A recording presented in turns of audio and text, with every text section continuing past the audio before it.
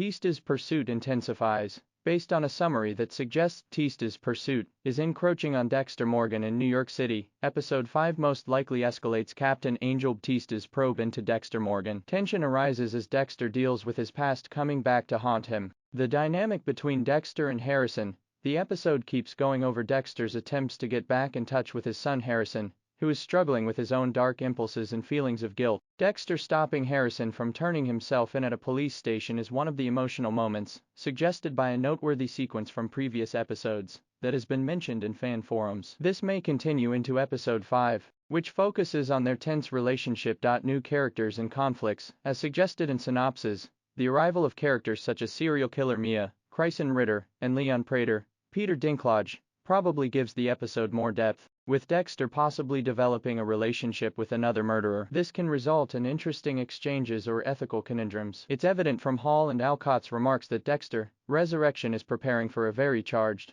and emotional reunion between Dexter and Harrison. Both New Blood and Resurrection need their father-son bond more than ever because so much has changed between them. The 5th episode of Dexter Resurrection ought to be very engaging. Additionally, this should be an opportunity to repair Harrison's reputation with supporters. Harrison's portrayal in New Blood was one of its many contentious elements. He came across as lifeless and unlikable. As Harrison struggles with all of these contradictory feelings he has for Dexter, Resurrection has the potential to give him a lot more nuance and personality. Harrison might become Dexter's legitimate heir in these next episodes. Even though Dexter and Harrison have only recently rejoined in Resurrection, I already have a lot of hope for their relationship. Harrison might be Resurrection's Deborah Morgan, in my opinion, because he has so much potential to serve as Dexter and his light passenger's new emotional anchor. I'm eager to see more from Alcott because Resurrection has already improved him significantly over New Blood. And Resurrection episode 4, Dexter returns to his cherished blood slide box, which he used to store all of his trophies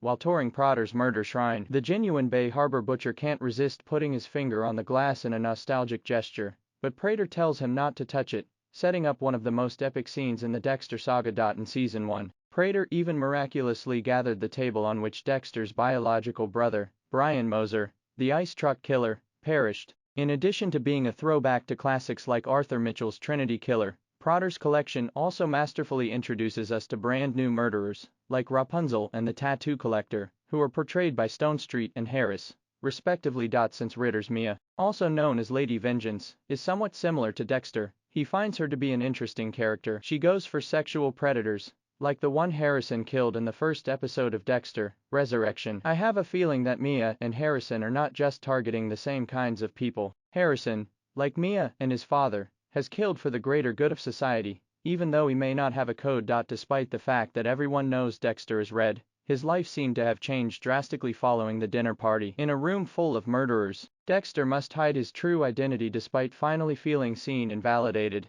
which is incredibly dramatic and ironic. Whether Dexter will take a chance and tell his peers who he really is will be intriguing to see. Dexter is cleverly torn between keeping Harry's code and not wanting to kill the killers who are similar to him, even after he kills Lowell, also known as the Tattoo Collector. At the end of Resurrection episode 4, Mia and he appeared to click. She might end up becoming a contemporary Leela, the notorious character from season 2. Throughout Resurrection episode 4, Dexter returns to his classic style of sardonic dry wit from the original series, and he is darkly hilarious. He complained about Red's vegan dinner choice and called Rapunzel the ponytail guy in his inner monologue, only to eat 2 chili dogs right after the party. I found that some of the soundtrack selections in these new Dexter episodes, especially Original Sin, are intrusive or not really Dexter in tone. Nonetheless, the various songs that are featured in Dexter Resurrection serve their intended functions effectively and complement the majority of sequences, particularly Stayin' Alive by the Bee Gees, which is played while Detective Wallace enters an investigative state. After interacting with Quinn and Masuka in episode 3,